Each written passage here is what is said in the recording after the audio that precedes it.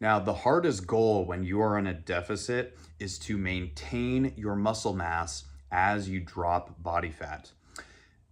The largest amount of body fat you can lose per week without your body catabolizing and eating the muscle and eating the bone density of your body is 3 pounds of fat per week. However, it is extremely hard to manage.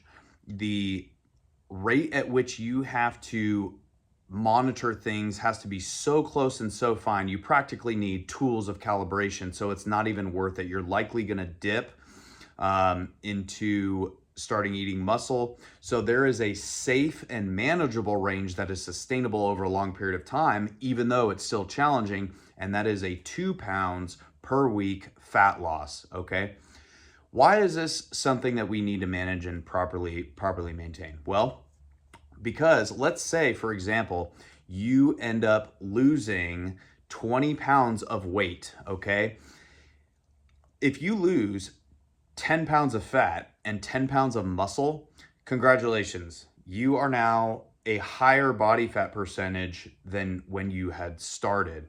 Because when you factor it in, you did not lose as much fat on a ratio basis that muscle did to offset your proper calculation for a percentage. You are now literally fatter. Okay. So it's very important to not just tank your calories. Okay. I just got off the call with the guy who I like very much. He's really cool. And, but he has his own weight plan that he is going to get to. And he is going to do it by a semi-starvation diet. He says he only eats one time a day, and that is at night, with some beef jerky intermittently through the day. And he doesn't stop for lunch. He doesn't even sit down on his break at work. He just works straight through it, basically. And even if he doesn't work and is picking up materials and whatnot, he is not basically eating during that time. Okay, so he is getting all his calories in one day. Well, the problem he is going to face is that he is going to drop body weight but not body fat, because his body will then start to consume itself and is going to eat his muscle. So when he finally does lose a bunch of fat, he will also have lost a bunch of muscle. Therefore, he is then fatter. He will end up looking flat. He will not have the type of definition that you would expect for someone to be weight training a bunch and losing fat at the same time. I fear that he is not going to recover as well doing the amount of calories he is planning on doing.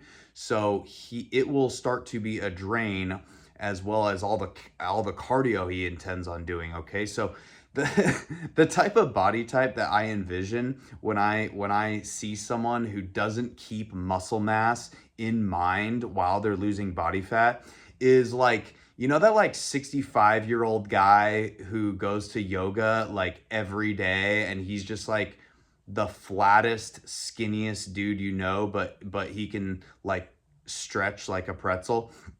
That's kind of the body type we're thinking of. Just a skinny guy, okay? I see these skinny guys running outside and stuff, and yeah, they're skinny and they'll keep that up, but only as long as they're working out 5-6 days a week, okay? So really, you need to be a lot more conscious with how you're managing these levels. Okay, so let's start with a sustainable way to lose body fat and keep your muscle. Now, the first thing you need to be doing, no matter what, is tracking your workouts, okay? Because as we start to talk about this food and this caloric deficit, you cannot be in the gym blind like a naked mole rat, sniffing around whatever machine smells good, and then doing a random amount of exercises with a random amount of what you're feeling to judge any type of progress or strength. You will have no idea. You're going to be deaf, dumb, and blind in the dark like a naked mole rat, no idea where you stand. And the reason why this is important for muscle mass is because the only way that your muscle goes down and you lose muscle mass is if you are getting weaker, okay? Because the only way, how do I say this? Alternatively, contrary to that, is the way that you get stronger and build muscle mass is you get stronger, okay? Do not compare yourself to others. It is simply your body, if you are gaining strength, you are gaining in muscle mass. There is no ifs, ands, or buts about it, okay? You must get stronger to get bigger. Now, if you are losing strength, you are losing muscle mass. So the goal is that you are tracking everything to know at least minimum that you are maintaining your strength in the gym on a long-term deficit. Okay, if you were like me, 29% body fat, I was 205. Now I'm at 155. Very, very narrowly going to reach my leanness goals. But if you're in a 5-month deficit like I am, you must be maintaining your strength and giving it everything you have in the gym to make sure that you are keeping as much of it as you can. If you're not going up in numbers, you need to be keeping up with the numbers and be doing the same amount. Okay, that is the litmus test. And then later you can confirm this with DEXA scans, which I will be doing. So what are we doing about the diet? So the diet, once you know your maintenance, okay, and by the way, this is maintenance at a sit still, do nothing level. You are sitting on your butt all day long. How much does your body require to burn? So once you find out your maintenance through your TDEE, go on a TDEE calculator, your total daily energy expenditure, find out what that number is. And now you can do this slowly, or if you're just ready to hammer it on and get to a nice sustainable level that is not too difficult to manage, do a negative 500, okay? Do a negative 500 because 500 caloric deficit per day is 1 pound of fat loss per week, okay? Super manageable. Your hunger's not gonna be too bad. It is very, very sustainable. Excuse me. Now, I would say even up to, if you're feeling good, next week, minus 200, okay? Now you're at 700. Next week, minus 200 again, you're at 900, okay? I would say 1,900 is challenging, but still manageable. The best way to get this more manageable is up your walking, okay? Up your walking. It's low impact. It doesn't take a whole lot out of you, and it doesn't make you hungry. Not like running, not like doing some crazy circuit workout, just walk. That's it. Now, if you want to maintain this type of thing over a long term, you are going to want to implement these two in tandem, so that way you can, at your base level, resting, sitting on your butt, increase your walking, and then slowly increase your food a little bit. As long as you increase your walking a little bit more, you can increase your food while still keeping a large gap between the two and having a high deficit. For example, my current total daily energy expenditure, including my 20,000 steps per day, is around 2,900, okay? I currently am eating about 2,000 calories a day. I am at a negative 900 caloric deficit per day. Now, that is only manageable when I do those amount of steps. You can lower it and change this ratio and kind of work with it until you have a buffer that is comfortable to you.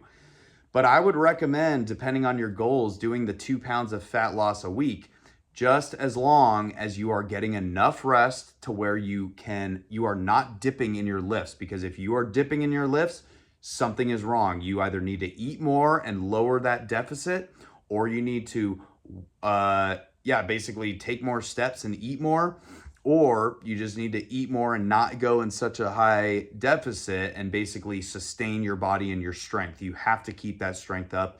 It is the litmus test. You do not want to lose muscle mass. Muscle is way harder to gain than losing fat.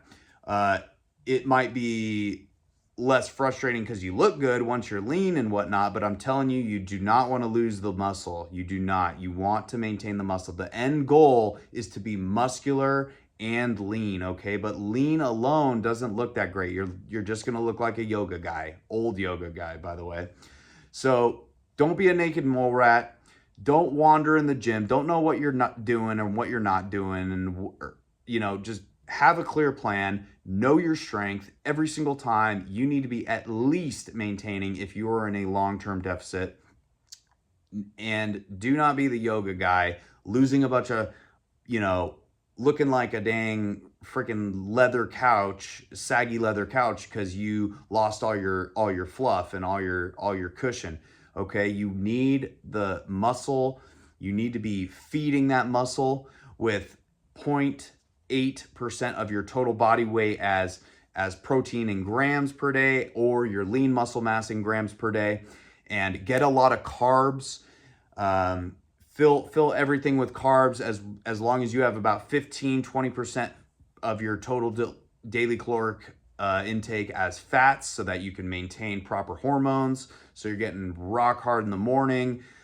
You want to be able to have, a good, you want to have good hormone levels, so you're not just super drained and your endocrine system's like, what in the world's going on?